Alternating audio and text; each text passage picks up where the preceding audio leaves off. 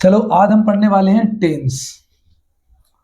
और टेंस की इतनी बेसिक चीजें पढ़ेंगे, एक बच्चे को भी जो चीजें नहीं आती वो भी बच्चा ये चीजें सीख सकता है। ठीक है, हम टेंस पढ़ते हैं। देखो मैं तुम्हें बताऊं भाई, टेंस को हिंदी में बोलते हैं वाक्य। वाक्य का मतलब होता है किसी के द्वारा बोला गया कोई स्टेटमेंट, कोई भी शब्द, जो शब्दों का समूह होता है एक साथ जो भी हम बोलते हैं वो क्या कहलाता है? वाक्य कहलाता है। मतलब अगर मैं वाक्य को हिंदी में कहूं तो एक शब्दों का एक ऐसा समूह, शब्दों का एक ऐसा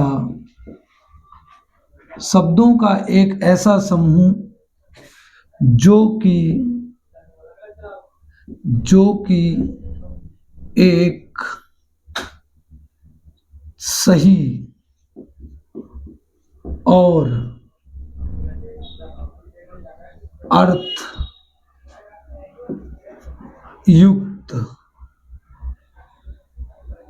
अर्थयुक्त हो, वाक्य कहलाता है। इसका मतलब समझिए आप, कहते हैं शब्दों का एक ऐसा समूह जो कि अर्थ सही और अर्थयुक्त हो, वाक्य कहलाता है। जैसे शब्दों के तो समूह ये भी हो सकते हैं, एक, कहानी, आम, अनार, ये शब्द हैं, इनको एक साथ रख दिया, ये भी शब्दों के समूह। तो ये कोई वाक्य नहीं, ये वाक्य नहीं। वाक्य क्या होगा? राम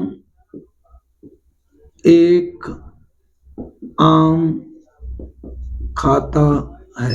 आप समझिए बात के लिए, राम एक आम खाता है, एक ऐसा पूरा ऐसा वाक्य, मतलब एक ऐसा शब्दों का समूह जो कि एक प्रॉपर अर्थ देता हो और एक सटीक, एक सही अर्थ देता हो। ठीक है, अर्थयुक्त का मतलब है अर्थ देता हो, वो क्या कहलाता है?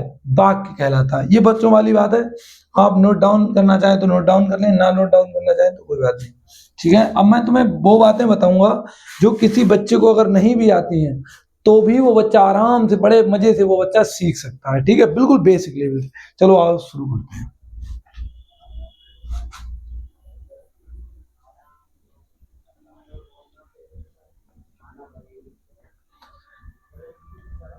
देखो, किसी भी वाक्य को बनाने के लिए मुख्यतः दो चीजों की जरूरत होती है। कितनी चीजों की जरूरत होती है? दो। एक तो आपका सब्जेक्ट होगा, दूसरा आपकी वर्ब होगी। दूसरा आपकी क्या होगी? वर्ब। सब्जेक्ट को मेरे भाई हिंदी में बोलते हैं कर्ता, वर्ब को हिंदी में बोलते हैं क्रिया। वर्ब को हिंदी में क्या बोलते हैं? क्रिया। ठीक है ना, इन दोनों चीजों की जरूरत, आवश्यकता प्रत्येक वाक्य के लिए होती है। मैं एग्जांपल के लिए आपको कुछ सब्जेक्ट बता दे रहा हूं कि सब्जेक्ट क्या क्या होते हैं और क्या क्या वर्ब होती है। डरना नहीं है बात के लिए, ये बिल्कुल एग्जांपल के लिए उन बच्चों के लिए बता रहा हूं जिनको कुछ भी नहीं आता उनके लिए। ठीक है, और सब कुछ समझ में आएगा। अपडेट लेवल का भी पढ़ेंगे और बिल्कुल जीरो लेवल का भी पढ़ेंगे। सब्जेक्ट के एग्जांपल मैं आपको दे रहा हूं, किसी का नाम हो सकता है राम, श्याम, कुछ भी, सोहन, या किसी लड़की का नाम हो सकता है गीता, सुनीता। ठीक है, या कोई प्रोनाउंस हो सकते हैं। प्रोनाउन, अभी डरना नहीं है किसी शब्द को लेके कि सर प्रोनाउन क्या होता है, ये डरना नहीं, केवल समझ लो ये सब सब्जेक्ट के नाम है। सब्जेक्ट जैसे ही, सी, इट, बी, यू, दे। ठीक है ना, और आई। इसका मतलब भी तुम्हें पता है, ही मीन्स भी वह होता है, सी मीन्स भी वह होता है। ये स्त्री प्रजाति के लिए प्रयोग करते हैं और ये पुरुष प्रजाति के लिए प्रयोग करते। इट बेजानदार वस्तुओं के लिए प्रयोग करते हैं, जो वस्तुएं बेजानदार होती हैं उनके लिए इट का प्रयोग करते हैं। बी का मतलब होता है हम। बी का मतलब क्या होता है बच्चों? हम। यू का मतलब होता है तुम। दे का मतलब क्या होता है? बे। आई का मतलब क्या होता है? मैं। ठीक, ये सारे सब्जेक्ट हो गए। अगर किसी भी टेंस में सब्जेक्ट आता है तो इन्हीं में का मिलता जुलता कोई भी सब्जेक्ट आ सकता है आपका। और भी सब्जेक्ट हो सकते हैं, एग्जाम्पल के लिए मैंने ये बता दिए कि एक टेंथ में कोई सा भी सब्जेक्ट हो सकता है, लेकिन ये हमारे समझने के लिए पर्याप्त है। इनसे हम चीजों को आराम से समझ जाएंगे, बहुत ज्यादा दिक्कत नहीं होने वाली। ठीक है ना। अब हम वर्ब के बारे में बात करते हैं।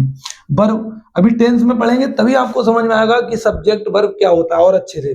लेकिन अभी मैं बता दे रहा हूँ बेसिक चीजें। जैसे हम किसी चीज को बनाते हैं तो उसके बेसिक जो फीचर्स होते हैं, बेसिक जो मतलब चीजें होती हैं, उन्हें अलग अलग करते नहीं करते, तो वही हम चीजें आपको अलग अलग करके बताना है कि सब्जेक्ट ये हो गया। अब वर्ब, वर्ब जैसे मतलब जाना, आना, खाना, सोना, पढ़ना, पढ़ाना, ठीक है ना। और भी सारी वर्ब हो सकती है। इनको अंग्रेजी में, जैसे जाने को अंग्रेजी में गो बोलते हैं, आने को कम बोलते हैं, खाने को ईट बोलते हैं, सोने को स्लीप बोलते हैं, पढ़ने को रीड बोलते हैं, पढ़ाने को टीच बोलते हैं। ये बिल्कुल बच्चों वाली बातें हैं। जो बच्चा अगर फर्स्ट सेकंड थर्ड में भी होगा वो बच्चा भी आराम से समझ लेगा। जिनको बिल्कुल टेंस नहीं आते उनके लिए, ठीक है ना। इसको नोट डाउन कर लीजिए। बहुत मतलब कोई भी चीज अगर आपको समझ में नहीं आई आप तुरंत बताइएगा। दूसरी चीज, वीडियो को पुश करो, पुश करने के बाद मतलब रोक लो, आराम से पॉज कर लो, फिर उसके बाद ये नोट डाउन करो, फिर आगे आप चलाएंगे, ठीक है। मैं इसे रफ कर दे रहा हूँ जिससे ज्यादा लेंथी लंबी ना हो वीडियो।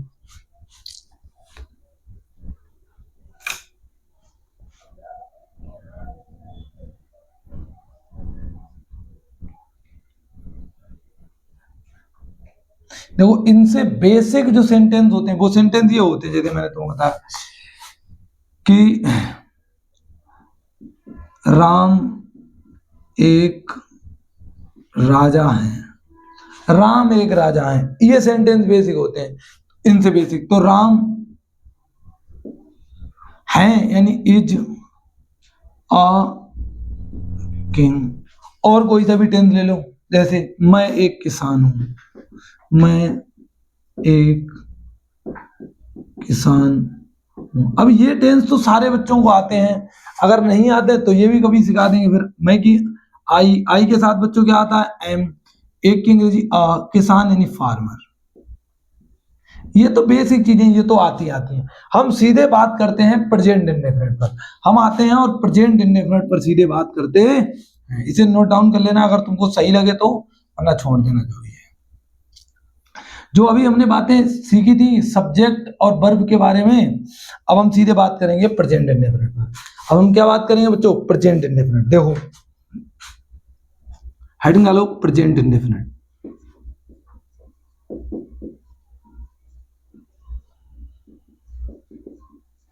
टेंस।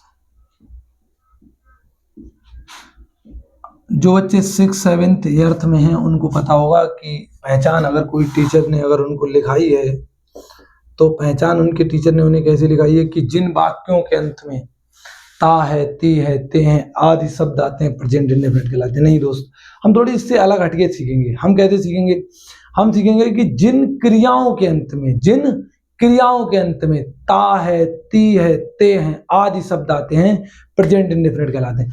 मैं थोड़ा डीपली ले जाऊं, प्रेजेंट इंडेफिनिट को थोड़ा गहराई से पढ़ें। अगर गहराई से पढ़ते तो और ज्यादा मजा आएगा। चलो देखते हैं। पहले मैं इसकी बेसिक चीजों के बारे में चर्चा करता हूं। देखो मेरे लाल, सब्जेक्ट दो, अभी हमने सब्जेक्ट के बारे में पढ़ा, ठीक है ना। सब्जेक्ट मेरे भाई दो तरह के होते हैं। और वर्ब के बारे में अभी हमने पढ़ा, वर्ब को मैंने बताया वर्ब क्या होता है, सब्जेक्ट क्या होता है। सब्जेक्ट दो तरह के कैसे होते हैं, एक तो सब्जेक्ट सिंगुलर यानी एक वचन हो सकता है, मैं हिंदी में ही लिख दे रहा हूं। और एक तो सब्जेक्ट क्या होता है, बहुवचन। मैं हिंदी मीडियम वाले बच्चों पर ज्यादा फोकस कर रहा हूँ, इंग्लिश मीडियम वालों को आते हैं और नहीं आते तो इंग्लिश मीडियम वाले भी समझ सकते हैं, सिंगुलर और प्लूरल। और ऐसे ही वर्ब भी सिंगुलर और प्लूरल होती है, मतलब एक वचन और बहुवचन होती है। एक वचन और बहु, पढ़ा हिंदी रहा हूं, अंग्रेजी रहा हूं, लिख हिंदी में रहा हूं। हाँ समझ रहे हो, आपकी बदौलत से। सब्जेक्ट एक वचन, बहुवचन कौन से होते हैं, जैसे किसी का नाम है। अब माँ मुझे ये बताइए, किसी का नाम जो है वो एक वचन होगा या बहुवचन होगा, एक वचन होगा मेरे भाई। किसी का नाम जो है वो एक ही होगा, ठीक है। दूसरी जैसे ही, सी, इट, मतलब वह के सारे रूप, वह के सारे रूप के क्या होते हैं, एक वचन होते हैं, मतलब सिंगुलर होते हैं, ठीक है। बहुवचन कौन कौन से करता होते हैं, एक से अधिक लोग, एक से अधिक लोग, या फिर बी यू दे। और आई जो है वो ना तो एक वचन में आता है ना बहुवचन में आता है। आई कभी कभी एक वचन में आ जाता है, कभी कभी बहुवचन में आ जाता है। मेरे भाई हम पढ़ने वाले हैं प्रेजेंट इंडेफिनिट, तो प्रेजेंट इंडेफिनिट में आई जो है वो बहुवचन के रूप में लिखा जाता है। डरना नहीं है। कभी कभी बच्चे कहने लगते हैं सर आई तो मैंने एक वचन के साथ भी देखा है। नहीं, कोई दिक्कत नहीं, आई एक वचन में भी शामिल होता है और बहुवचन में भी शामिल होता है, लेकिन प्रेजेंट इंडेफिनिट में आई बहुवचन के साथ आता है। ये बात हो गई सब्जेक्ट की। अब बात करते हैं मेरे भाई वर्ब की। वर्ब एक वचन बहुवचन कैसे होती है, ये तो बात पहली बार सुनी है। कोई बात नहीं, अगर आपने पहली बार सुनी है तो अब आराम से हम प्रतिदिन सुनते रहेंगे। जब भी मैं पढ़ाऊंगा मैं आपको ये बताता रहूंगा कि वर्ब एक वचन होती है और बहुवचन होती है, और प्रूफ करके बताऊंगा आगे तौर पे तुम्हें। ठीक है ना, टेंशन मत लेना, इतनी सरल भाषा में हम सीखने वाले हैं। इतना सरल आपने आज से पहले कभी नहीं सीखा होगा, यकीन करो मेरा। ठीक बेटा, जितनी भी दुनिया पे वर्ब होती हैं, दुनिया पर जितनी भी वर्ब होती हैं, वर्ब मतलब क्रियाएं होती हैं, वर्ब होती हैं, जितनी भी वर्ब होती हैं, बोर्ड हिल रहा है क्या? जितनी भी वर्ब होती हैं वो सब क्या होती हैं बच्चों? बहुवचन होती हैं। ज्यादातर बहुवचन होती हैं। मैंने ज्यादातर एक शब्द लिखा है, इसको जरा आराम से नजर रखना। ज्यादातर मतलब सारी वर्ब बहुवचन नहीं होती, कुछ वर्ब एक वचन भी होती हैं, कुछ वर्ब एक वचन भी होती हैं, इस बात को याद रखिए, लेकिन ज्यादातर वर्ब बहुवचन होती हैं। अच्छा भाई, ज्यादातर अगर मतलब वर्ब है बहुवचन होती कौन कौन सी? जैसे मैंने लिखा गो, ये बहुवचन है। कम बहुवचन है। रीड बहुवचन है। टीच बहुवचन है। ये सारी वर्ब बहुवचन है। ठीक।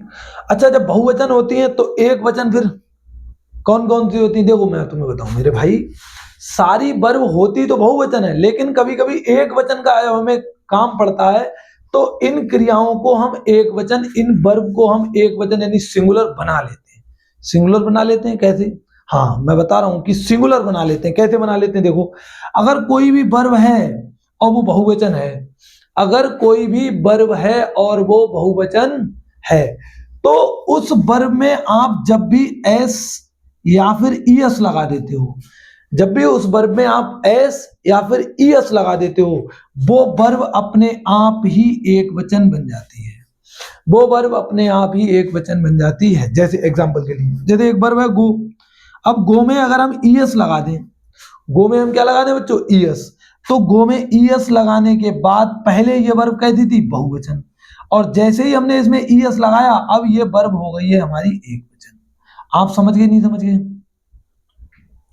अब कुछ वर्बों को एक वचन बना के देखेंगे कैसे। देखो, मैं जरा ऊपर लिख दूं चलो यहां पे लिख रहा हूं, ये एक वचन बहुवचन ये मिटा दे रहा हूं। ठीक है, ठीक है। अब हम कुछ क्रियाओं को एक वचन बना के देखेंगे। जैसे रीड बहुवचन है, अब इसको एक वचन बनाना है तो आप कैसे करोगे? एस लगा दो, रीड्स। ठीक है। अब मैं दूसरी वर्ब लिख रहा हूं, टीच, बहुवचन है, एक वचन बनाएंगे तो ये हो गया आपका बहुवचन, मतलब प्लूरल। ठीक है ना, ये आपका एक वचन मतलब सिंगुलर। ठीक है ना। मैं हिंदी में इसलिए लिख रहा हूं जिससे तुम हिंदी मीडियम वाले बच्चों को बहुत ज्यादा तकलीफ ना हो। आप प्लूरल भी लिख सकते हैं, और ये हो गया आपका सिंगुलर। ठीक है ना। हाँ, अगर कोई स्पेलिंग में मिस्टेक हो जाए तो देख लेना, मैं अक्सर स्पेलिंग में मिस्टेक कर देता हूं जल्दबाजी में। तो रीड अगर आपको सिंगुलर बनाना है, एक वचन बनाना है, तो रीड्स हो जाएगा। टीच अगर इसको आपको सिंगुलर बनाना है तो उनको ईएस लगा देंगे। अच्छा, ये दिक्कत आ रही, कभी कभी हम एस लगाते हैं सिंगुलर बनाने के लिए, और कभी कभी ईएस लगाते हैं वर्ब को सिंगुलर बनाने के लिए। तो मैं आपको एक बात बता रहा हूं मेरे भाई कि हाँ, वर्ब को एक वचन बनाने के लिए एस का भी प्रयोग करते हैं और ईएस का भी प्रयोग करते हैं। दोनों चीजों का प्रयोग करते हैं, लेकिन कहां पर हमें ईएस का प्रयोग करना है, कहां पर एस का प्रयोग करना है, मैं थोड़ी सी चीजें तुम्हें बता रहा हूं मेरे भाई। जब भी किसी क्रिया के अंत में, जब भी किसी क्रिया के अंत में एस आ जाए, एक्स आ जाए, ओ आ जाए, या फिर सी एच या फिर एच आ जाए, तो उसके साथ आप ई एस का प्रयोग करेंगे। तो उसके साथ ई एस का प्रयोग करेंगे। उसके साथ क्या का प्रयोग करेंगे? ई एस का। अच्छा, ऐसे और भी सारे शब्द होते हैं जिस आगे चल के जब पढ़ाते रहेंगे तब बताते रहेंगे। और बाकी बची हुई सारी क्रियाओं के साथ हम एस का प्रयोग करेंगे। ईएस वाले का हमें पता लग गया, और जो एस वाला बचा बाकी सारी क्रियाओं के साथ। देखो बेटा, देखो टीच लिखा है, सी एच आया लास्ट में, क्या आया? ईएस आया। गो लिखा, लास्ट में ओ आ रहा है, देखो ईएस आया। आप समझ गए नहीं समझ गए? समझ गए नहीं समझ गए? ठीक है ना? हाँ, हमने दो चीजें सीख ली। एक तो सब्जेक्ट दो तरह के होते हैं, सिंगुलर और प्लूरल। क्रियाएं भी हमारी, वर्ब भी दो तरह की होती है, सिंगुलर और प्लूरल। और सारी मतलब ज्यादातर क्रियाएं मतलब बहुवचन होती है, प्लूरल होती हैं। क्रियाओं को एक वचन बना लिया जाता है। ये बात हम क्यों सीख रहे हैं? क्योंकि प्रेजेंट इंडेफिनिट के टेंस जब पढ़ेंगे तब इनका काम आएगा। अगर तुमको नहीं समझ में आया तो बताओ, ठीक है? वीडियो को रोकिए, इस सब को नोट डाउन करिए, और फिर उसके बाद आगे बढ़ते हैं, ठीक है ना? ठीक, रफ कर दें? ठीक।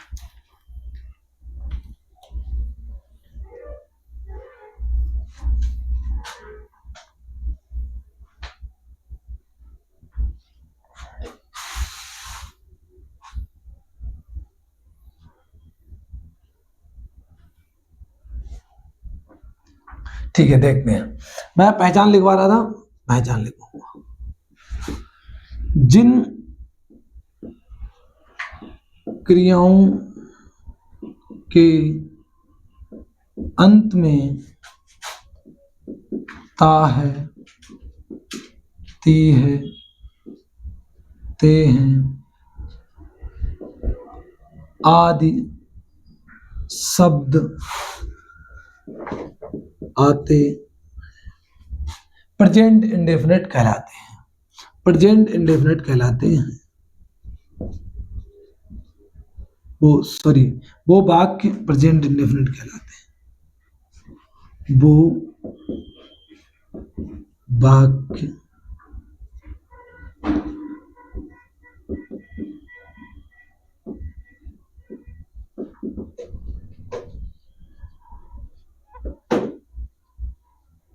कहलाते हैं। चलो अब मैं एक नियम लिख रहा हूं बच्चों। रूल नंबर 1, बनाते टेंस को कैसे हैं? रूल नंबर 1 बहुत बढ़िया टेंस है। बहुत सरल है। जैसा सब्जेक्ट वैसी वर्ब, वैसी, ये यूनिवर्सल नियम है मेरे भाई। वैसी वर्ब यूनिवर्सल नियम है। जैसा सब्जेक्ट होगा वैसी ही वर्ब लगाएंगे। नहीं समझ में आया? अगर तुम्हारे टेंस में कभी भी सब्जेक्ट एक वचन है, कभी भी सब्जेक्ट क्या है? एक वचन है, तो उसके साथ वर्ब भी एक वचन आएगी। तो उसके साथ वर्ब भी एक वचन आएगी। अभी आपको समझ में कुछ नहीं आएगा। आ रहा है तो अच्छी बात है, नहीं आ रहा तो कोई दिक्कत नहीं। अगर सब्जेक्ट आपका बहुवचन है, अगर सब्जेक्ट आपका बहुवचन है, तो वर्ब भी बहुवचन आएगी। तो वर्ब भी कैसी आएगी बच्चों? वर्ब भी मेरे भाई कैसी आएगी? बहुवचन आएगी।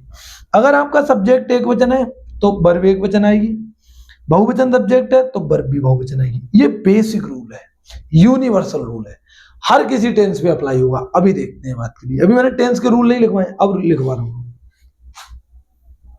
पहले तो ये वाला रूल तो आप मोस्ट इंपोर्टेंट लिख लें, ये वाला रूल। और मेरे बाद कोई नहीं बताएगा ये रूल, आप ये जान लेना। अगर कोई बताए तो मुझे कमेंट करना आगे कि सर मैं पहले से ही ये रूल पढ़ चुका हूं, और आप मुझे बताना। ये है आपका सबसे इंपॉर्टेंट। हाँ, वैध प्रेजेंट इंडेफिनिट का रूल क्या होता है? सबसे पहले हम लगाते हैं सब्जेक्ट, फिर लगाते हैं मेरे भाई वर्ब की फर्स्ट फॉर्म। हाँ, एक चीज और आपको बतानी थी। कोई भी वर्ब होती है उसकी 3 फॉर्म्स होती हैं। उसकी कितनी फॉर्म्स होती हैं? 3। रूप तो 2 होते हैं, एक वचन और बहुवचन, लेकिन फॉर्म्स कितनी होती हैं? 3। कौन सी फॉर्म्स होती है मेरे भाई? वर्ब की फर्स्ट फॉर्म, वर्ब मतलब वी से लिख रहा हूं, वर्ब की सेकंड फॉर्म, वर्ब की थर्ड फॉर्म। आप समझ गए? देखो मैं आपको बता रहा हूं, जैसे एग्जांपल के लिए हम गो को लेके चलते हैं, गो फर्स्ट फॉर्म है, इसकी सेकंड फॉर्म क्या होती है? बेंट, थर्ड फॉर्म होती है गोन। ठीक, दूसरी ले लेते हैं, जैसे हमने read, teach, TEACH, teach first, second होती है टॉट, TAUGHT, और यही इसकी थर्ड होती है। ऐसे मैं एक और वर्ब ले रहा हूं, जैसे गिव, GIV, गिव मतलब देना, सेकंड फॉर्म होती है gave, GAVE, gave, third form होती है गिवन, GIVEN, गिवन। एक वर्ब होती है जैसे न जानना, know, KNOW, know, second form होती है KNEW, न्यू, थर्ड फॉर्म होती है बच्चों नून, KNOWN। ये तीन फॉर्म्स होती हैं, वर्ब की first form, second form, third form. अभी हमको इन दोनों फॉर्म से मतलब नहीं है, अभी हमको केवल इस वाली फॉर्म से मतलब है, वर्ब की फर्स्ट फॉर्म से। ठीक, तो सबसे पहले हम लगाएंगे प्रेजेंट इंडेफिनिट के अगर कोई नियम, कोई टेंस है बनाने के लिए, तो उस टेंस को अंग्रेजी में जब बनाएंगे तो सबसे पहले हम लगाएंगे बच्चों सब्जेक्ट। क्या लगाएंगे? सब्जेक्ट। सब्जेक्ट के बाद लगाएंगे वर्ब की फर्स्ट फॉर्म, वर्ब की फर्स्ट फॉर्म। अगर तुम्हारा सब्जेक्ट एक वचन है, अगर तुम्हारा सब्जेक्ट एक वचन है, तो उसमें तुम्हें बताओ, तुम्हारे टीचर ने बताया होगा कि एस या फिर ईएस लगा देते। अभी तुमको बताएंगे कि एस और ईएस क्यों लगाते हैं। अगर तुम्हारा सब्जेक्ट बहुवचन है तो आप सीधे वर्ब की फर्स्ट फॉर्म लगाइए और आगे बढ़ जाइए और आप ऑब्जेक्ट लगा दीजिए। एक वचन के लिए ये, बहुवचन के लिए ये, इन दोनों में से एक का प्रयोग करना है। मैंने बताया था अगर सब्जेक्ट एक वचन होगा तो आपकी वर्ब एक वचन आ जाएगी, एस ईएस लग जाएगा, वर्ब एक वचन बन जाएगी।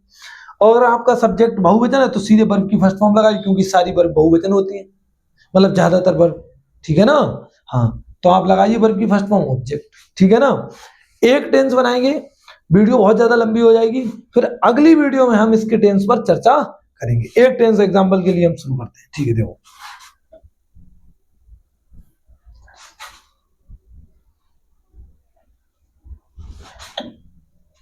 मैं एक ऐसी, वह स्कूल जाता है, वह स्कूल जाता है। अब मुझे ये बताओ भाई, वह, इसमें सब्जेक्ट कौन है? वह। सब्जेक्ट कौन है? वह। वर्ब जिसके अंत में ता है, ती है, ते है लिखा हुआ वही वर्ब है। पर देखो ता है, पहचान भी आ गई, टेंस भी कहेगा प्रेजेंट इंडेफिनिट का, आराम से देख लो। वह स्कूल जाता है, ता है प्रेजेंट इंडेफिनिट का टेंस। ठीक, सब्जेक्ट कौन है भैया? वह। वर्ब क्या है? जाता। वह की अंग्रेजी क्या होती है? तीन होती है, इट होती है, सी होती है और ही होती है। यहां पर काय का प्रयोग करेंगे? वह स्कूल जाता है।